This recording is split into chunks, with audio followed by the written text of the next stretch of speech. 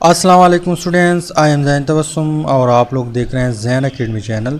तो आज की इस वीडियो में हम एटमॉस्फेयर के ऊपर बात करेंगे कि एटमॉस्फेयर क्या है, इसका रेंज कहाँ तक है और स्पेस में, इसके अलावा ये किस चीज़ से बना हुआ है और इसके अलावा ये जो है क्या काम करता है। इसके साथ साथ आप लोग को डिफरेंस भी बताऊंगा कि एयर और एटमॉस्फेयर में क्या डिफरेंस है। तो स्टार्ट करते हैं यहाँ पे एटमॉस्फेयर से। अगर यहाँ पे हम अर्थ को देख ले तो मान लो ये क्या है, अर्थ है। क्या है? अर्थ है। अब अर्थ के इर्द गिर्द एक प्रोटेक्टिव लेयर जो है मौजूद है, जिसको हम क्या कहते हैं, एटमॉस्फेयर कहते हैं। अर्थ के इर्द गिर्द जिस कोने में भी आप लोग देख ले, इसके इर्द गिर्द एक प्रोटेक्टिव लेयर प्रेजेंट है। इस लेयर को हम क्या कहते हैं, एटमॉस्फेयर कहते हैं। क्या कहते हैं? एटमॉस्फेयर।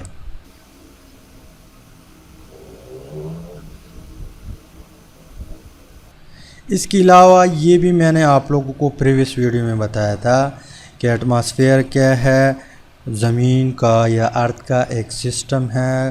कहने का मतलब ये है कि ये इसका एक पार्ट है। जिस तरह ज़मीन घूमता है मशरिक़ से मगरिब की तरफ, मगरिब से मशरिक़ की तरफ सॉरी, इस तरह एटमॉस्फेयर भी इस तरह इसके साथ साथ घूमता है। इसके अलावा दूसरा क्वेश्चन ये है कि इसका रेंज कहाँ तक है।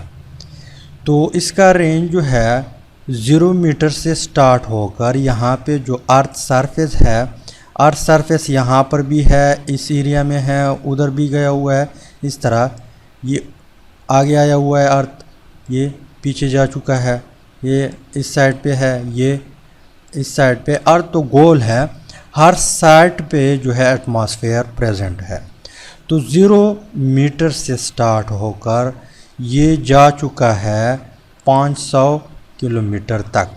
कहाँ तक जा चुका है? 0 मीटर से, या यहाँ पे अर्थ सरफेस से एटमॉस्फेयर स्टार्ट होता है, यहाँ पे 500 किलोमीटर पे तकरीबन ये ख़त्म हो जाता है, 500 किलोमीटर। लेकिन एक और भी पॉइंट नोट करें कि यहाँ पे जो अर्थ सरफेस है, यहाँ पे इसके नज़दीक इसकी डेंसिटी ज़्यादा होती है। इसकी डेंसिटी क्या होती है? ज़्यादा होती है। लेकिन जैसे जैसे आप ऊपर जाएंगे तो इसकी जो डेंसिटी है वो डिक्रीज़ होती जाएगी। जैसे जैसे आप ऊपर जाएंगे तो एटमॉस्फेयर की जो डेंसिटी है वो डिक्रीज़ होती जाएगी। इसके अलावा यहाँ पे जब आप ज़मीन की सतह से, ज़मीन की सतह कहाँ पर है? जो सतह समंदर है वहाँ से ज़मीन की सतह स्टार्ट होती है। मान लो यहाँ पे समंदर है, क्या है? समंदर है। यहाँ से ज़मीन की सतह स्टार्ट होती है, फिर ऊंचे ऊंचे पहाड़ आ जाते हैं। इस तरह पहाड़ फिर क्रॉस करके फिर जो बादलें हैं इसको भी क्रॉस करके करके तो जैसे जैसे आप ऊपर जाएंगे इसकी डेंसिटी, इसके अलावा जो टेम्परेचर है और प्रेशर है उसमें भी चेंजिंग आएगा। आप लोग खुद सोच ले, जब आप किसी पहाड़ पे चढ़ते हैं तो वहाँ पे टेम्परेचर कोल्ड रहता है, नीचे आते हैं सतह समंदर पे आ जाते हैं, या सतह समंदर से तकरीबन 100 मीटर या 200 मीटर ऊपर एरिया में, वहाँ पे जो मौसम है, वहाँ पे जो टेम्परेचर है वो ज़्यादा होता है।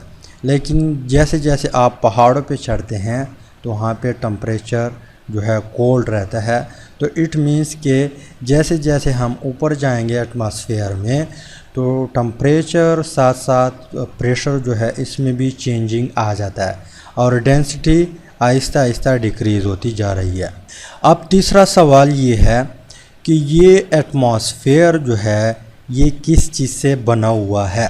तो इस क्वेश्चन का आंसर ये है कि ये क्या है, एक मिक्सचर है।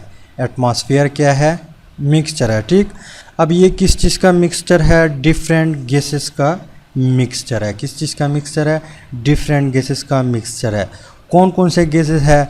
नाइट्रोजन है N2, इसके अलावा ऑक्सीजन है O2, इसके अलावा आर्गन है, इसके अलावा कार्बन डाइऑक्साइड गैस है, इसके अलावा हाइड्रोजन है, इसके अलावा नियान है, हीलियम है, इसके अलावा ओजोन है O3, इसके अलावा water, W means water, V means water vapour. Water vapour, ozone, helium, neon, hydrogen, carbon dioxide, argon, इसके अलावा ऑक्सीजन, नाइट्रोजन, ये डिफरेंट गैसेस आपस में मिक्स होते हैं और इससे एक मिक्सचर बन जाता है। अब आते हैं कि ये काम क्या करता है। फर्स्ट वन काम तो ये है कि इसमें ऑक्सीजन प्रेजेंट है। क्या है? ऑक्सीजन प्रेजेंट है। अब जितनी भी लिविंग थिंग्स है वो क्या लेता है? ब्रीथिंग के दौरान या सांस लेने के दौरान ऑक्सीजन लेता है। ऑक्सीजन हमारी बॉडी में यूज़ होके ऑक्सीजन के बग़ैर हम ज़िंदा नहीं रह सकते। तो बहुत ही इम्पॉर्टेंट गैस इसमें प्रेजेंट है एटमॉस्फेयर में, जो हम तमाम जानवर जो है लेते हैं। ये ऑक्सीजन के बग़ैर हम 1 मिनट भी नहीं रह सकते। तो ये फ़र्स्ट वन काम है। इसके अलावा इसमें जो है कार्बन डाइऑक्साइड गैस है। क्या है carbon dioxide gas? Carbon dioxide gas जो है प्लांट फोटोसिंथेसिस के दौरान ये क्या करते हैं? यूज़ करते हैं। लीफ में जो स्टोमेटा है उसके ज़रिए कार्बन डाइऑक्साइड उसके अंदर चला जाता है, फिर वहाँ पे वाटर के साथ रिएक्शन करके सनलाइट की मौजूदगी में वहाँ पे ग्लूकोज और ऑक्सीजन बनाता है। तो ये भी जो है इम्पॉर्टेंट गैस है प्लांट के हवाले से। लेकिन अगर कार्बन डाइऑक्साइड का लेवल बढ़ गया तो फिर ये क्या है? ख़तरा, इससे ख़तरा भी बन सकता है। एयर पॉल्यूशन आ जाता है, एसिडिक रेन बन जाता है।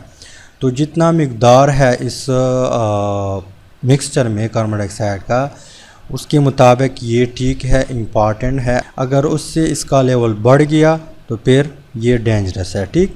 इसके अलावा नाइट्रोजन जो है ये बहुत सारे प्लांट जो है यूज़ करते हैं और इनसे खुराक वगैरह बना के, ये अलग टॉपिक है।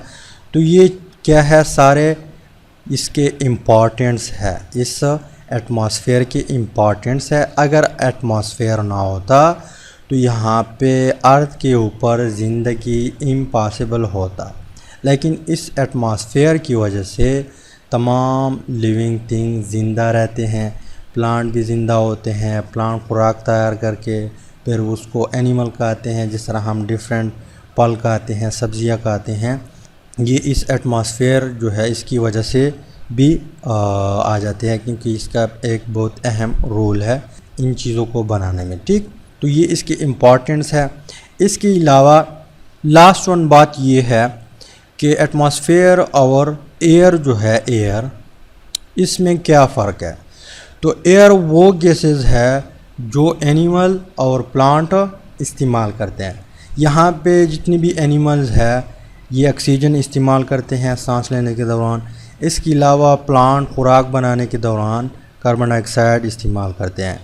तो इन दो गैसों को हम क्या कहते हैं? एयर कहते हैं। बाकी एटमॉस्फेयर तो यहाँ पे आप लोगों ने देख लिया कि ये एक क्या है? मिक्सचर है डिफरेंट गैसेस का। और एयर क्या है? वो गैस जो हम इस्तेमाल करते हैं, या एनिमल, जितने भी एनिमल है वो ऑक्सीजन इस्तेमाल करते हैं। इसके अलावा प्लांट जो है कार्बन डाइऑक्साइड इस्तेमाल करते हैं। तो उम्मीद करता हूँ वीडियो की समझ आई होगी। अगर कोई क्वेश्चन है तो पूछ सकते हैं। अगर समझ आई है तो वीडियो को लाजमी लाइक करें, शेयर भी करें। अगर चैनल पे है तो चैनल को सब्सक्राइब करें। अगर पेज पे हैं तो पेज को लाजमी फॉलो करें, ताकि आप लोगों को हर आने वाली न्यू वीडियो की अपडेट जो है वो मिल सके। Finally thanks for watching.